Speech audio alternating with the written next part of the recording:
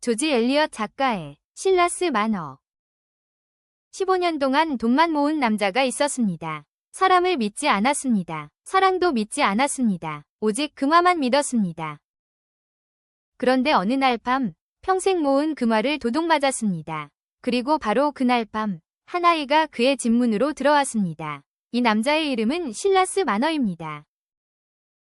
젊은 실라스는 랜턴야드의 작은 종교 공동체에서 신앙심 깊은 사람으로 살아갑니다. 그에게는 가장 친한 친구가 있었습니다. 그런데 어느 날 공동체 안에서 큰 사건이 발생합니다. 돈이 사라지고 범인은 실라스가 된 것입니다. 실라스는 결백했습니다. 하지만 친구 윌리엄 데인이 실라스를 함정에 빠뜨립니다. 결국 실라스는 누명을 쓰고 공동체에서 쫓겨납니다.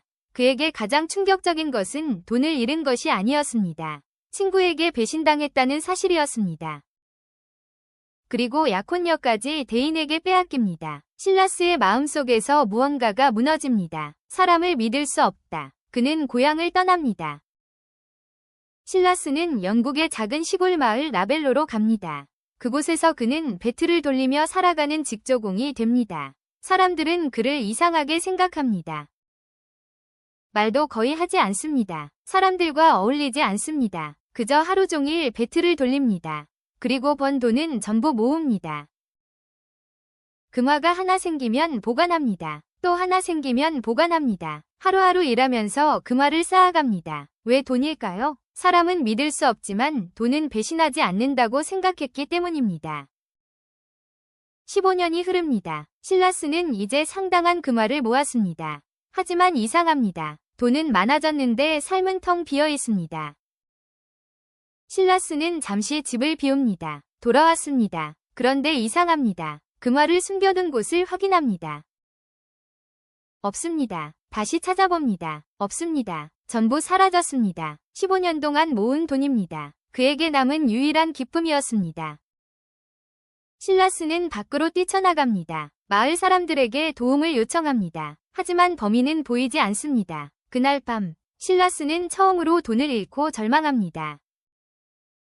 마을에서 또 다른 남자가 술에 취해 쓰러져 있습니다. 그의 이름은 던스 캐스. 부유한 지주 캐스 가문이 아들입니다.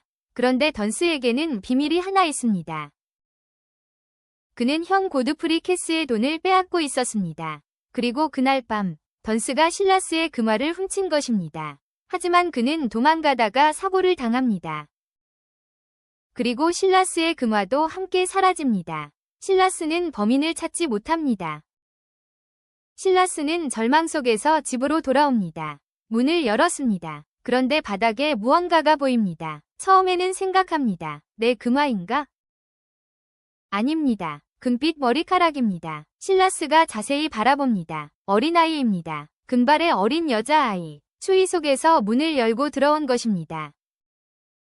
실라스는 아이를 발견하고 당황합니다. 그리고 아이의 어머니가 근처에서 쓰러져 죽었다는 사실을 알게 됩니다. 그 아이의 이름은 에피. 실라스는 다시 혼자가 되었습니다. 그런데 이번에는 혼자일 수 없게 되었습니다. 돈을 잃어버린 것도 문제였지만 이번에는 더 어려운 문제가 생겼습니다. 이 아이를 어떻게 키우지? 실라스는 아이를 키워본 적이 없습니다.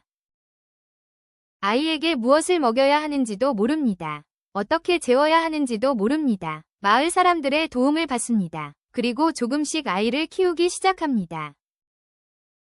그런데 이상한 일이 벌어집니다. 에피가 웃습니다. 실라스도 웃습니다. 에피가 손을 잡습니다. 실라스의 마음도 움직입니다.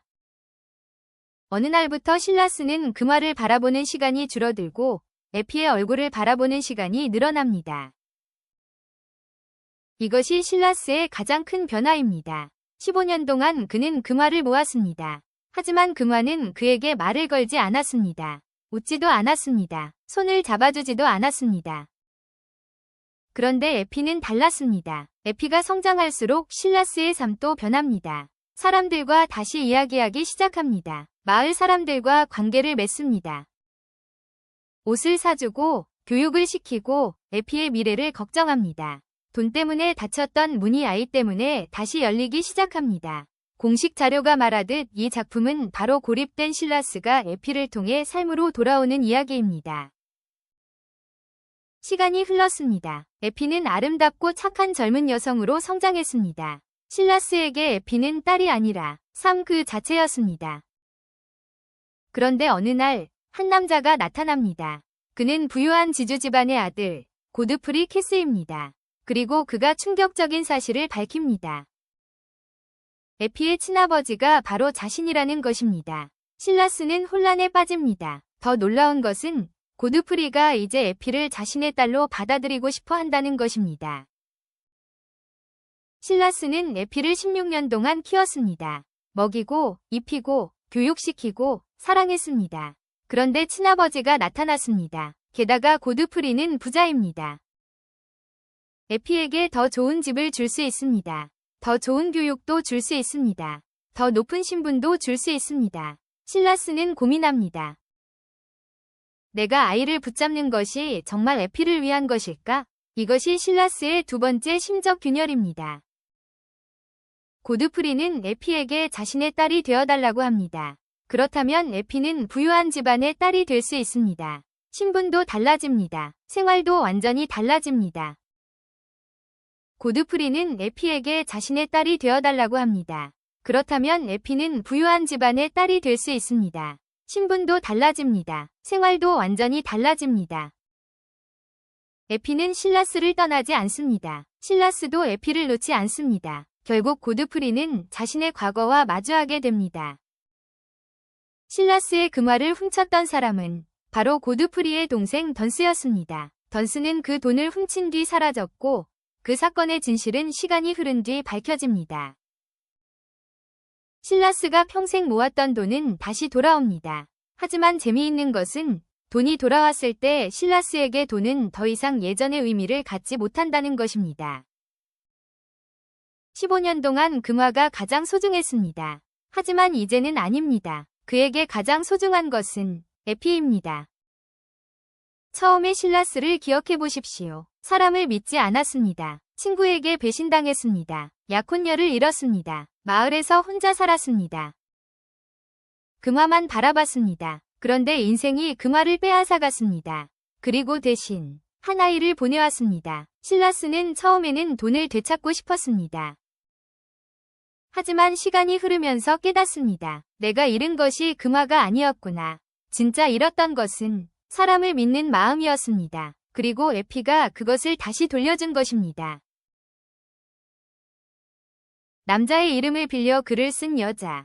영국 여성 작가 조지 엘리엇의 소설 실라스 마너를 윤슬 작가께서 소개하였습니다.